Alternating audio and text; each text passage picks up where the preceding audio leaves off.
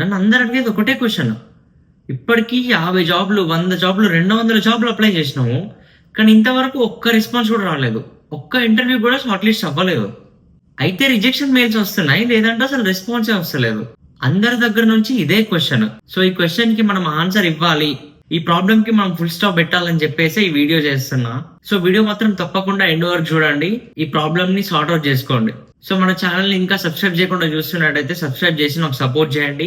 So మీ ఎంకరేజ్మెంటే నాకు ఒక energy లాంటిది. సో మీరు ఇలా ఎంకరేజ్ చేస్తుంటే, సబ్స్క్రైబ్ చేస్తుంటే నాకు ఇంకా మంచి టాపిక్స్ మీద కంటెంట్ చేయాలనే ఇంట్రెస్ట్ వస్తుంది. సో ఇప్పుడు సబ్స్క్రైబ్ చేసిన వాళ్ళందరికీ thank you so much. And subscribe చేయకపోతే వెంటనే సబ్స్క్రైబ్ చేసుకోండి. సో ఇంకా వెంటనే వీడియోలోకి వెళ్ళిపోదాం. చాలా మంది ఏమనుకుంటారంటే నా లక్ బాగాలేదు, అందుకే నేను ఇట్లా ఎన్ని జాబ్స్ అప్లై చేసినా కూడా నాకు అసలు ఇంటర్వ్యూ కాల్స్ వస్తలేవు, రెజ్యూమ్ షార్ట్ లిస్ట్ అయితే లేదు, ఇట్లా అనుకుంటారు చాలా మంది. కానీ అది మీ బ్యాడ్ లక్ కాదు. You are probably making some critical mistakes that are silently killing your job opportunities. ఆ మిస్టేక్స్ మీరు చిన్న చిన్నవి అనుకోండి ఇగ్నోర్ చేస్తారు. అవి ఇగ్నోర్ చేయడం వల్లనే మీరు ఎన్ని అప్లికేషన్స్ పెట్టినా కూడా మీకు రెస్పాన్స్ అనేది రాకుండా పోతుంది.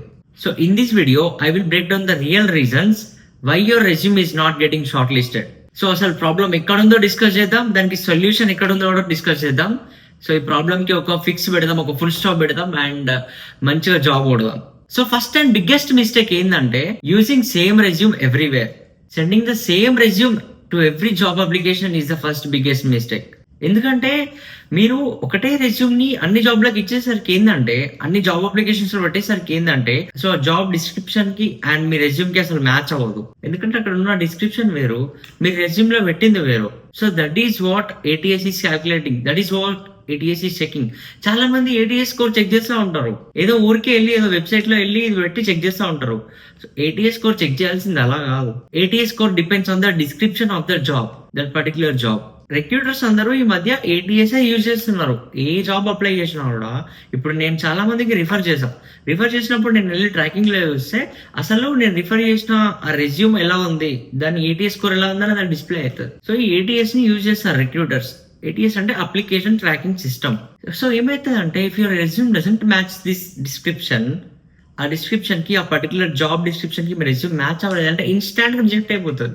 జాబ్ డిస్క్రిప్షన్ యొక్క కీవర్డ్స్ మీ రెజ్యూమ్ యొక్క కీవర్డ్స్ కి మ్యాచ్ అయితేనే లేదా చూస్తుంది. సో ఇది మెయిన్ ప్రాబ్లం. సో దీనికి సొల్యూషన్ ఏంటంటే, customize your resume for every job you're applying to. ఆ జాబ్ డిస్క్రిప్షన్ కి తగ్గట్టు కస్టమైజ్ చేసుకోండి. ఆ జాబ్ డిస్క్రిప్షన్స్ లో ఉన్న కీవర్డ్స్ చూసుకోండి. కీవర్డ్స్ అంటే ఏంటి, వాళ్ళు ఏ స్కిల్స్ అడుగుతున్నారు, ఎక్స్పీరియన్స్ ఏం అడుగుతున్నారు, సో దానికి రిలేటెడ్ కీవర్డ్స్ ని మీ రెజ్యూమ్ లో పెట్టుకోండి. అండ్ అవసరం లేని స్కిల్స్ అని పెట్టకండి. ఆ జాబ్ డిస్క్రిప్షన్ అడిగిన స్కిల్స్, దానికి కావాల్సిన స్కిల్సే పెట్టండి. So this is the first fix for your resume. And second thing ఏంటంటే, వీక్ రెజ్యూమ్ కంటెంట్.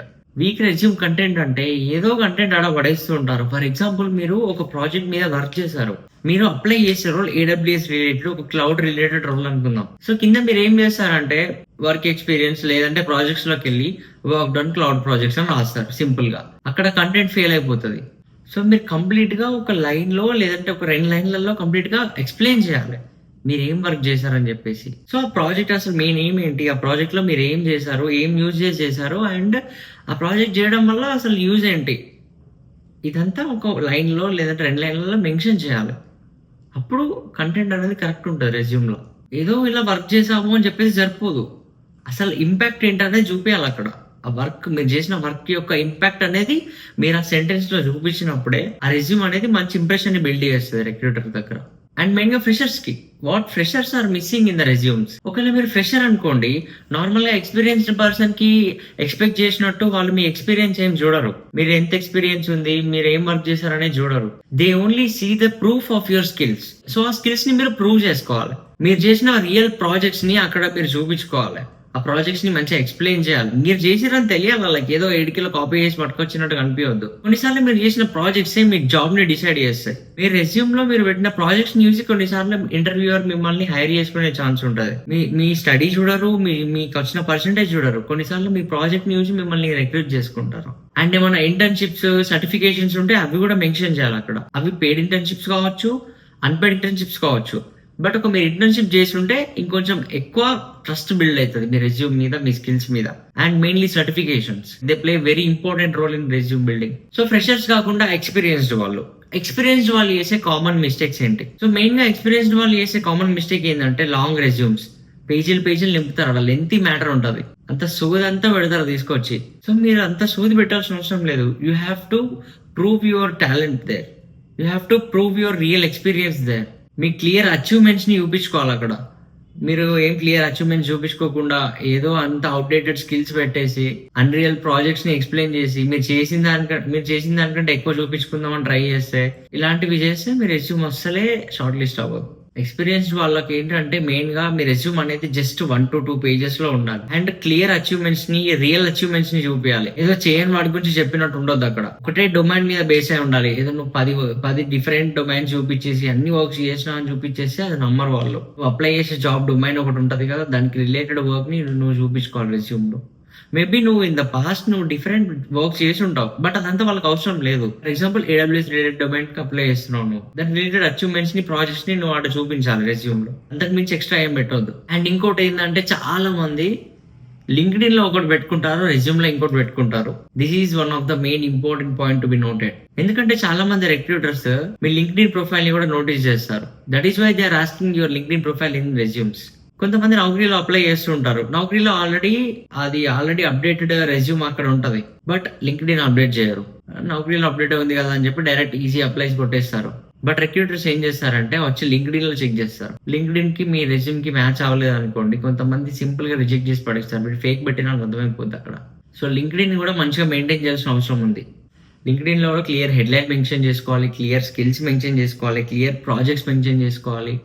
సో మీరు పీపుల్ తో ఎంగేజ్ అవుతున్నట్టు కనిపించాలి. లింక్డ్ఇన్ లోపల పోస్టులు పెడుతూ ఉండాలి. మీరు చేసే వర్క్ రిలేటెడ్, మీ స్కిల్స్ రిలేటెడ్, మీరు ఎంత అప్ స్కిల్ అవుతున్నారు అనేది లింక్డ్ఇన్ లో చూపించుకోవాలి. సో సోషల్ మీడియాలో ఎలా అయితే మనం అప్పుడప్పుడు పోస్టులు చేస్తుంటామో, లింక్డ్ఇన్ లో అప్పుడప్పుడు పోస్టులు చేస్తుండాలి. So everyday you're optimizing your skills అని వాళ్ళకి తెలియాలి. అండ్ చాలా మంది ఇగ్నోర్ చేసే విషయం ఏంటంటే అప్లయింగ్ స్ట్రాటజీ. అప్లయింగ్ స్ట్రాటజీ ఏంటంటే అప్లికేషన్ వచ్చిన వెంటనే అప్లై చేయడానికి ట్రై చేయాలి యాజ్ సూన్ యాజ్ పాసిబుల్. ఎందుకంటే మీకన్నా ముందు రెడీగా చాలా మంది అప్లై చేస్తూ ఉంటారు. సో రిక్రూటర్స్ ఏంటంటే ఫస్ట్ అప్లై చేసిన వాళ్ళే షార్ట్ లిస్ట్ చేసే ఛాన్సెస్ ఎక్కువ ఉంటాయి. సో మీరు జాబ్ పోస్టింగ్ చూసిన వెంటనే as soon as possible apply చేయడానికి ట్రై చేయాలి. చెక్ చేసుకుంటూ ఉండాలి న్యూ అప్లికేషన్స్ ఎప్పుడు వస్తున్నాయా అని చెప్పేసి. ఎప్పుడో మీరు వారానికి ఒకసారి ఓపెన్ చేసి అప్లై చేసి, లేదంటే ఏదైనా పాత అప్లికేషన్స్ తీసుకొచ్చి అప్లై చేసి అదంతా వర్కౌట్ అవ్వాలి. ఫైనల్ గా మాట్లాడుకునేది ఏంటంటే, నేను ఫైనల్ గా చెప్పేది ఏంటంటే, it's not about applying more, it's about applying smarter. నువ్వు 50 అప్లికేషన్ 100 అప్లికేషన్ పెట్టేది ఇంపార్టెంట్ కాదు. నువ్వు పెట్టే 10 అప్లికేషన్స్ అయినా కూడా ఎంత పర్ఫెక్షన్ ఉందనేది ఇంపార్టెంట్. ఇప్పుడు మనం డిస్కస్ చేసిన పాయింట్స్ అన్ని కవర్ అవుతున్నాయా లేదా important. Once again remember, it's not about applying more, it's about applying smarter. ఈ వీడియో మీకు నిజంగా హెల్ప్ఫుల్ అనిపిస్తే మీ ఫ్రెండ్స్ అందరికీ షేర్ చేయండి, ఒక లైక్ వేసుకోండి, అండ్ ఛానల్ని మాత్రం సబ్స్క్రైబ్ చేయడం మర్చిపోకండి. Your 1 subscribe is a huge support for me. Okay, thank you so much.